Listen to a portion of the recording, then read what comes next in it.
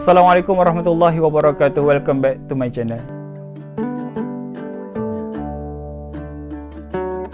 Jadi hari ini saya nak kongsikan kepada korang semua Nabi yang kelima daripada 25 orang Nabi yang wajib kita ketahui ataupun yang wajib kita percaya, iaitu Nabi Saleh alaihi salam. Jadi Nabi Saleh alaihi salam ataupun nama Nabi Saleh alaihi salam tu disebut oleh Allah Subhanahu Wa Taala dalam Quran sebanyak 9 kali. Jadi bila ilmuwan ataupun agamawan mengumpulkan kisah Nabi Saleh alaihi salam, kesemuanya adalah lebih kurang 70 ayat yang menceritakan kisah Nabi Saleh alaihi salam bersama kaumnya, iaitu kaum yang bernama Samud. Kaum Nabi Saleh ni bersama ataupun kaum Nabi Saleh ni sama sahaja dengan kaum Nabi Hud alaihi salam, iaitu kaum Ad. Kedua-duanya berasal daripada keturunan Nabi Nuh alaihi salam. Dan Nabi Saleh juga, kalau kita tengok dalam riwayat, Nabi Saleh ni berasal daripada keluarga yang miskin. Ada setengah riwayat yang mengatakan Nabi Saleh ni berasal daripada keluarga yang sangat-sangat miskin. Kaum Nabi Saleh ni ataupun kaum Samud, mereka ni mempunyai satu sifat yang sama dengan sifat umat yang terdahulu ataupun umat yang telah dibinasakan oleh Allah Subhanahu Wa Taala, iaitu mereka ni gemar membina berhala dan menyembah berhala yang dibina oleh mereka sendiri. Dan mereka juga ada satu kefahaman dalam diri mereka, apa sahaja usaha keras mereka, titik peluh mereka seperti ternakan mereka, tanaman mereka, wang yang mereka dapat, semuanya adalah usaha mereka sendiri, tidak ada kaitan langsung dengan Allah Subhanahu Wa Taala. Malah mereka juga menganggap apa sahaja mereka ada, kewangan, ternakan mereka dan sebagainya, bukan pemberian daripada Allah Subhanahu Wa Taala.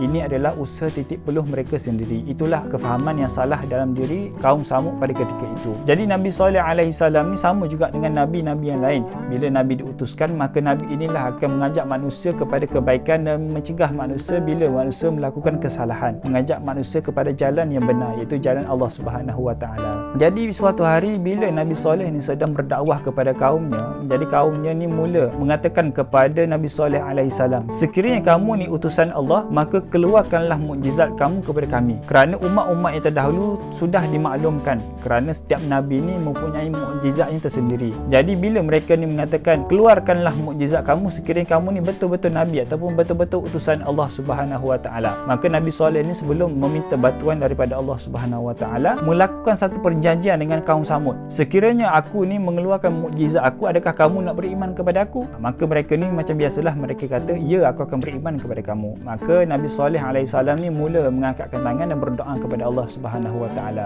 Dan kalau kita tengok juga dalam Ibnu Katsir, kaum Samud ni menyatakan dengan jelas, keluarkanlah unta daripada batu itu, dengan menunjukkan batu yang berada dalam kawasan penempatan mereka. Jadi Nabi Saleh pun mula berdoa kepada Allah Subhanahu Wa Taala, dan batu yang mereka tunjuk itu, yang mereka minta keluarkan unta daripada batu itu, mula bergerak dan terbelah dua. Maka bila terbelah dua, maka keluarlah unta betina daripada batu tersebut, dan unta itu sedang mengandung. Itulah menyebabkan terkejutnya kaum Samud pada ketika itu, kerana unta satu hal keluar daripada batu, yang kedua unta yang keluar pula unta yang sedang mengandung. Itulah yang menyebabkan terkejut kesemua kaum Samud pada ketika itu bila melihat mukjizat Nabi Saleh alaihi salam. Jadi bila keluar sahaja unta daripada batu tersebut, maka biasalah setengah daripada kaum Samud ni ada yang ingkar dengan perjanjian mereka, iaitu untuk beriman kepada Nabi Saleh alaihi salam dengan Allah Subhanahu Wa Taala. Dan ada juga sebahagian daripada mereka, itu kaum Samud, yang menunaikan janji ataupun meyakini akan kenabian Nabi Saleh alaihi salam. Malah mereka ni beriman dengan Nabi Saleh dan menjadi pengikut Nabi Saleh alaihi salam. Dan mereka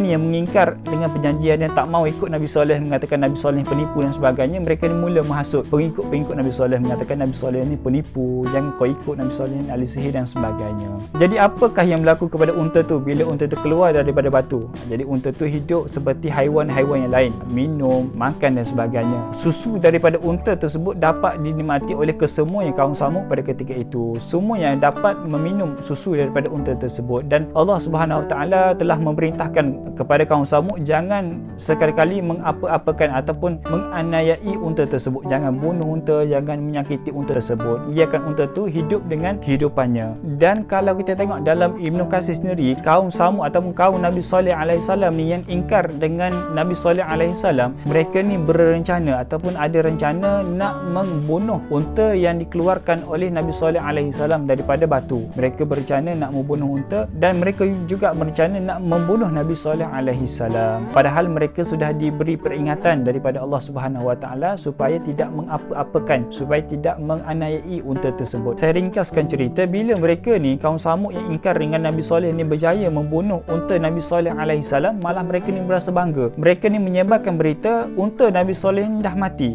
kepada kesemua kaum Samud pada ketika itu. Sampailah di pengetahuan Nabi Saleh alaihi salam. Maka Nabi Saleh alaihi salam pun mengatakan kepada kaum Samud, bersenang-senanglah kamu dalam tempoh 3 hari ini, dan bila sahaja selepas 3 hari maka akan datang azab Allah Subhanahu Wa Taala. Setengah ulama iaitu Ibnu Katsir ada mengatakan kenapa dalam tempoh 3 hari, supaya Nabi Saleh ni nak beri tempoh ataupun nak beri masa kepada kaum Samud supaya mereka ni bertaubat kepada Allah, meminta ampun kepada Allah, mengikut ajakan ataupun ajaran Nabi Saleh alaihi salam. Jadi selepas sahaja 3 hari berlalu, mereka masih lagi ingkar dengan Nabi Saleh alaihi salam dan tak mau minta ampun kepada Allah Subhanahu Wa Taala.